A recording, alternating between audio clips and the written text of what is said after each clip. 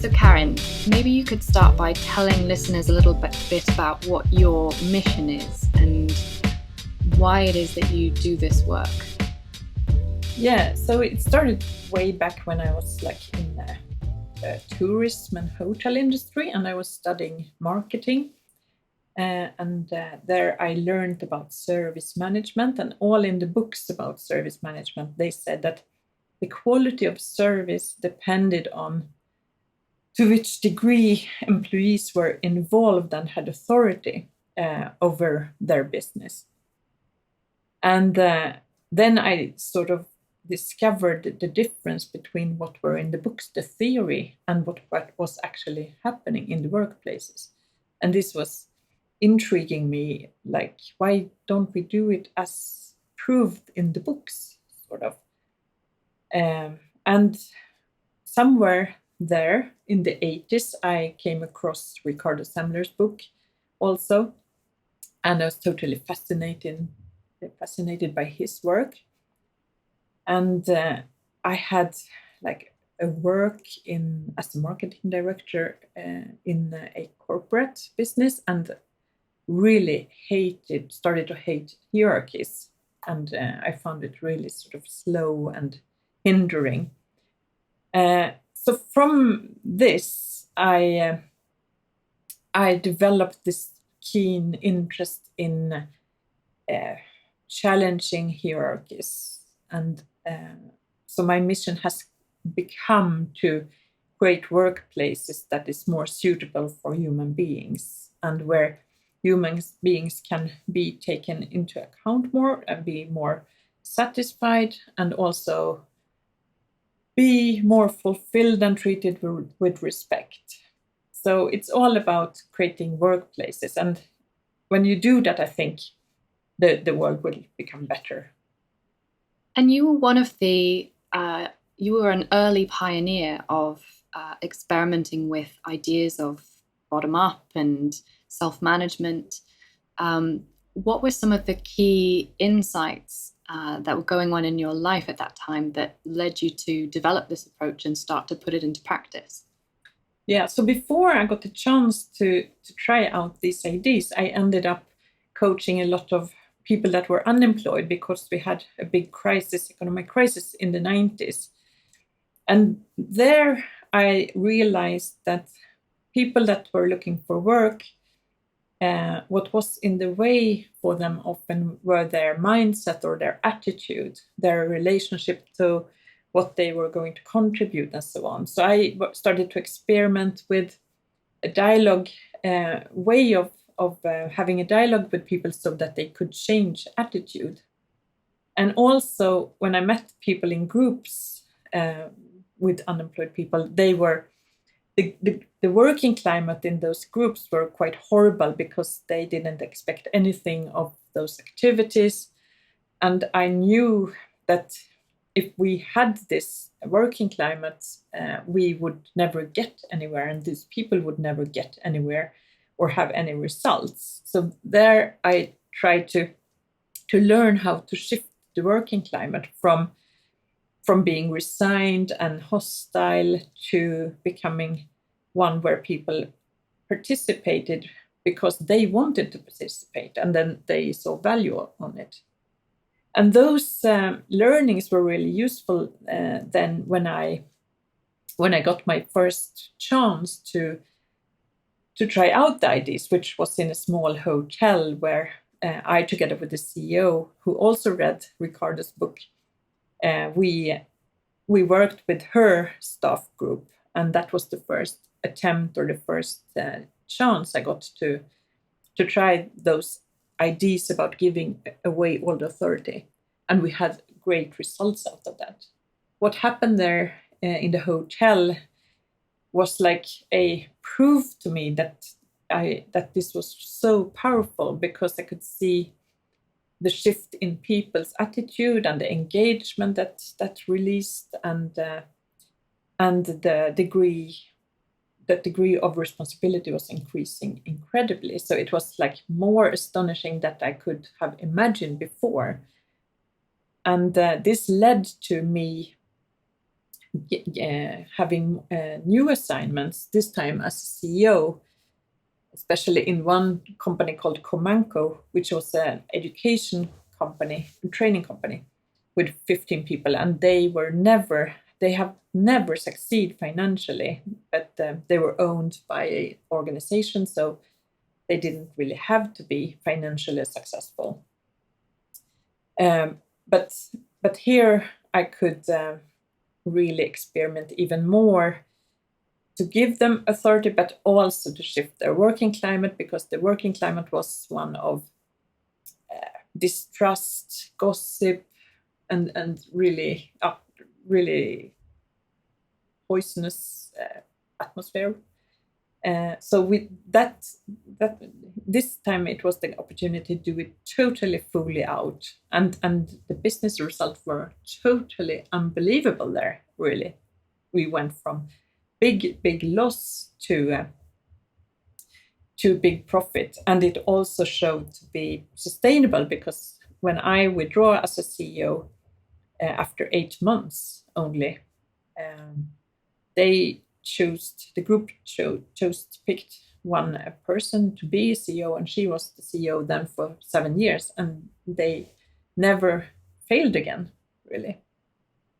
So I had some early attempts that then led to me doing this for other business owners, especially I did like 3 cases in the restaurant business, or the restaurant sector. And those were my failings, I call them, because people really were enthusiastic and wanted to do this. But when we did it in reality, they either didn't like it because they lost control, or they couldn't develop the skills needed to lead in such a way. So it's really, really challenging to do it fully out. And one of the learnings was, if you do it fully out, like really give away the authority, and there's no one above the team that decides, the effect that you get is so much, it's much larger than you can ever get if you do it halfway or a little bit. And I realized this very early, so I would never ever go back to doing it halfway through or something, because the effects and the results are so astonishing and really good.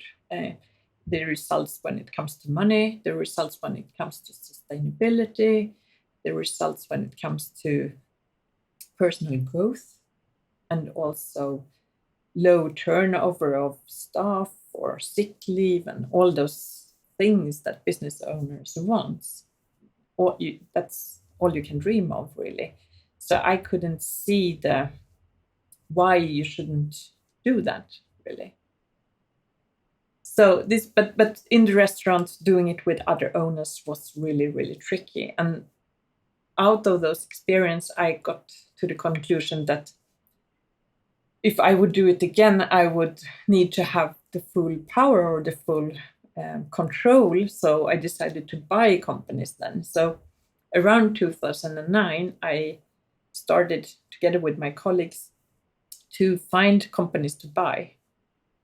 So we bought a few companies in the healthcare business, and we sort of transformed them from companies or businesses with managers to totally self-organized.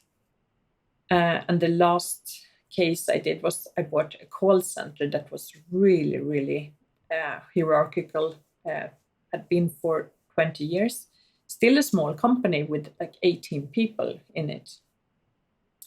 And this was the biggest learning and the biggest challenge, because it was also clear that in IT business or in a training company, the people working there are there for a reason. They like their work.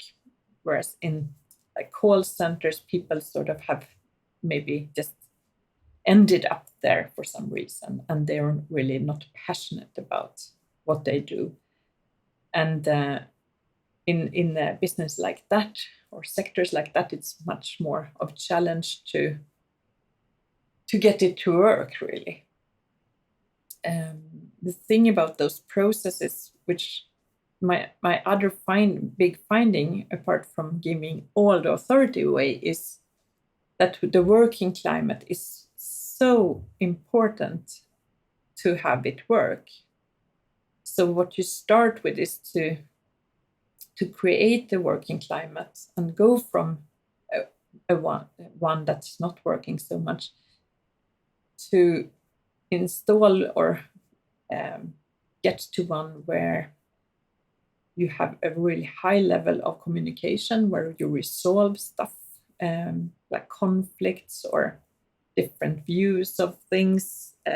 You have like different preferences on how to work, and so through collaboration, if you are going to reach that, you have to communicate in a totally different way, being much more open, being vulnerable, show not just your strengths, but also your weaknesses and pitfalls, and talk about them, and build on trust a lot. And to build on trust, you have to sort of confront distrust first. So that work, building a sustainable culture or climate, is really a main focus in all those processes. And taking a group of people that had not been trusted and quite not shown respect, that's a big challenge, and it takes time to have it, but the benefit of it is so also big, because people grow personally. It doesn't only affect their work life, but their personal life. They get a different view of themselves, and that's often much more satisfaction in that than being profitable as a company, like money-wise. If I were to summarize one of the principles of your approach, it seems that it's much less about reinventing structures and a lot more about looking at people's way of being, their mindset, and leadership, a kind of distributed leadership amongst the team. In the case of the call center, for example, could you share some stories maybe of what the work that you did with them actually looked like? How did you coach those people from having a working climate that was unproductive to one that was, more productive, and for those people to work in self-organizing ways, which is quite a radical shift?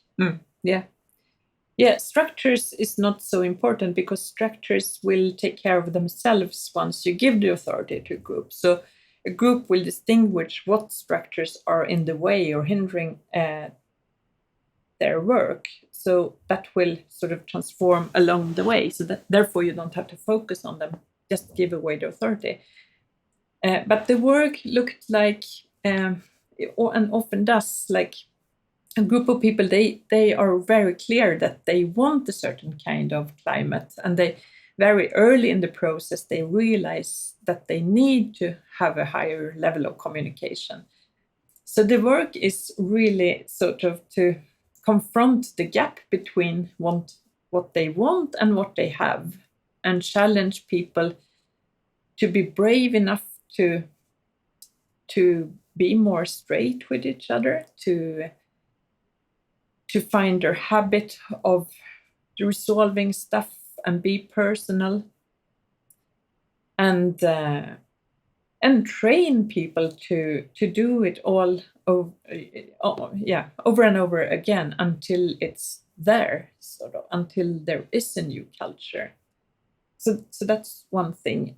Another more structural thing was that in the process of running the business, they got frustrated because it wasn't, at some point it didn't work so well. So they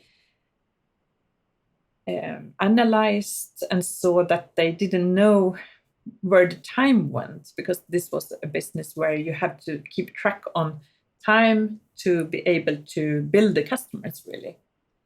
So one quite common example is when a group distinguish a problem and then they come up with a solution. In this case, it was like we have to track down what we do during the days and see what's happening in reality. So they invented a system to see how much time they spent on different things, and they did follow-ups to become successful. And the difference between a manager installing control system like this is that this group was really aware of that they needed to do that to become successful, and that the success has to do with the sustainability of their business.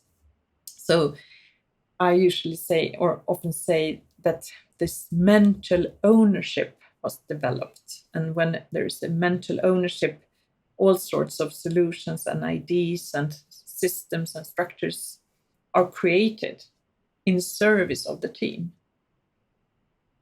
And having been an owner yourself and a CEO of some of these companies, where you're in a real leadership role or a role of authority, what have some of the lessons been for you along the way? What pitfalls have you fallen into in trying to be this empowering kind of leader?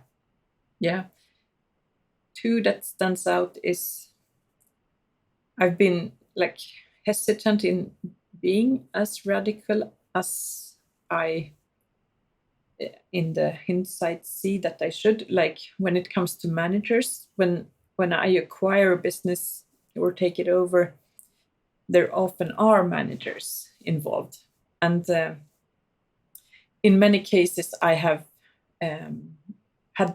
I didn't get rid of the managers or didn't degrade them, and which I regretted, because I was too optimistic about the manager's ability to learn how to lead in a total unhierarchical way. That's really, really hard for people in general. So today I would suggest, if you want to do it as radical as I would like it to be, to totally abandon the idea of having managers from the beginning. The other finding, the pitfall, is to underestimate the challenge of shifting the culture, especially when you start with a culture that's really sort of polluted, if I may say. It's much easier if you start anew, of course, if you are in a startup, because then you can set the standards from the beginning. But still, if although you are in a startup, it's a challenge, and that I can see also around me. That's the most usual pitfall, is to underestimate the challenge of creating a culture. And also, people have no relationship to a truly productive culture, so they don't know what it should look like. So one common picture of a productive culture is when everybody's happy all the time and sort of like jump around and have a lot of fun at work, which is not at all the picture of a productive climate. It's much more challenging sometimes. You have to sort of be straight and take convenient conversations with people and be brave, and it's much more harder work and much more, in the end, also fulfilling, but not in that sort of fancy way.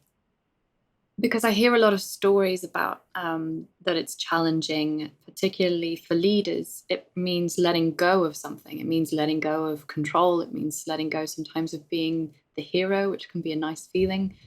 What for you have been the benefits of being an owner of an organization that is completely self-organizing? Well, my first manager job was in the hotel business, and I also got to recruit my own staff. So from the beginning, I was a really dominating leader, very controlling one, and so I've gone from that to something completely different. One thing that has helped me is my laziness, which is very good to have. But you can't expand things if you are like a traditional leader, or it's much more difficult in a way. So the expansion and the growth comes with the letting go of stuff, to release creativity, to release. And I think the best benefit is to just have to tend to things that you really like to do. I don't have to do the dull stuff. I don't have to do the controlling, which is also dull and boring. So it's a lot of creativity for me to not being necessary, or nothing is dependent on me, and I can continue to be creative. For the people who are interested in new ways of working and having more self-organizing cultures, what would your advice to them be? What do you see that's missing currently, or what are your anxieties about how things are evolving? Yeah, I think to focus on developing the communication in one way or another. To feedback training, conflict resolution, deciding things together, personal development in different forms. But that's really key to reach this higher level of communication. For managers or people or owners, it's to just not an ordinary coach training, because that won't do. But it's really sort of develop the skills of listening. The skills of listening, really. Period. And what is your dream for the future of work? What do you hope it will look like? Well, I would hope that it looked like that this was the normal way of running workplaces and companies and corporates. That was the paradigm we were in. So that we left the hierarchical paradigm. So that was that would be abnormal or not normal anymore. And what do you think that gives people, the world, society? I would think that many challenges that we now face would be, so if not solved but improved, like gender equality would not be done, because that would be resolved in the process, because diversity is like a side effect of this way of working, because people and talents will emerge when you don't have like titles or hierarchies. Also, environmental challenges, because businesses will be more aware and more wisdom will be released out of teams, because more people will contribute, and more wisdom will be put into the decisions. So I think most of the stuff we are struggling with as a society will be impacted in a positive way of us operating differently at our workplaces. And to those leaders who maybe feel a bit sick or anxious at the thought of giving away all of their control or authority, as you say, what would be your response? I think that also we should put much more focus on what's your inner drive, all people, managers or not. But I meet a lot of managers, successful managers, and maybe they reach the age of 45, 50, and they think, is this all there is? What's next? Is this, what's it all? What's the meaning of this? And we always end up that they need to find their passion or their thing, or do they want to contribute to the world? And if more managers and if more people started to pay attention at an early age, maybe at when they're 7 years old or 14 at least, if they can sort of find their path or their contribution, that would fulfill their working life from a totally different angle than doing the career stuff.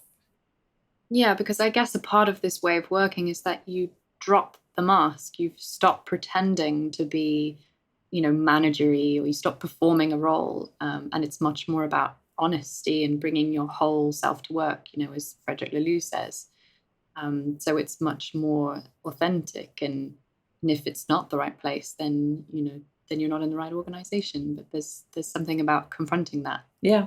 And if you're good at organizing, like many managers are, if you do that as a self-expression instead of coming from like a controlling position, that would be in a whole different context.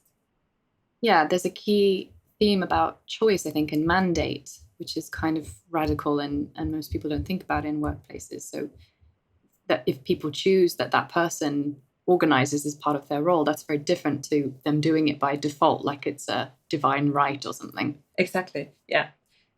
Exactly. You're right on it, like doing it as a chosen thing. And, I see so many managers that they don't reflect on what they're doing. They're just doing things automatically, given by the old paradigm. So that's right. And what about, because I speak to managers who say, but what if people make a stupid decision? Or, how do you, what do you say to people who it seems don't have much faith in their people or don't relate to their potential? Yeah, but common misunderstanding is that you abdicate and you have to stand by and watch people doing stupid mistakes. And that's not the case, because you're still there. But instead of directing people in the right direction, you give the team feedback. So if you see risk for big mistakes, you can always say, well, when you talk about this opportunity or this decision, I get really scared because what I foresee is this. You still participate, but not from a position. So there are a lot of misunderstandings on how the new way of working is. And it's also not like everybody can do whatever they like, which is also a common misunderstanding, that you get all the freedom to do anything you like. But that's not the case, because you also have the responsibility and you have a framework. You can't maybe change the business ID all of a sudden. So there's like a lot of myths. I guess in a summary of it is moving from a parent-child paradigm to an adult paradigm. And that doesn't mean a free-for-all. That means that people are accountable, that people hold each other to promises, for example. So it's a very different thing than, I think some people end up in the opposite when they reject hierarchy. Startups, for example, end up in a very polite culture and friendly culture, but that's also not adult to adult. Exactly. And if you look at the team that looks like more employed children, then you can't imagine the potential the same people can be or show, or the power or accountability they can demonstrate, because you don't have that experience. So it could be really sort of, how could this work with those people that I know are useless, So that's the hard part, to sort of pass on or try to picture how it could be. And you mentioned that for you, this there's a magic in doing this fully, where you're the owner of an organization, for example, and you really have the authority to give away all power and decisions, so that the team really is responsible for finances, for example, for all decisions made. Why is it that there's such a different level of results when you do it that way, the kind of full way? Yeah, I don't know exactly the reason for it, but over and over again, it shows like if you put the whole thing on the table in the team, it's like it's ours, and it's nobody else, and it depends on us, and so people get really really engaged when that's the case, and then the responsibility comes. So I can't really account for the theoretical reasons why that is, but it just happens every time I do that.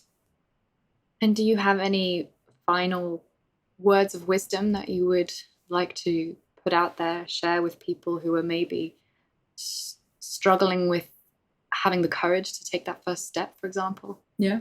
So apart from really sort of focus on training in communication, as I said before, there is no right way.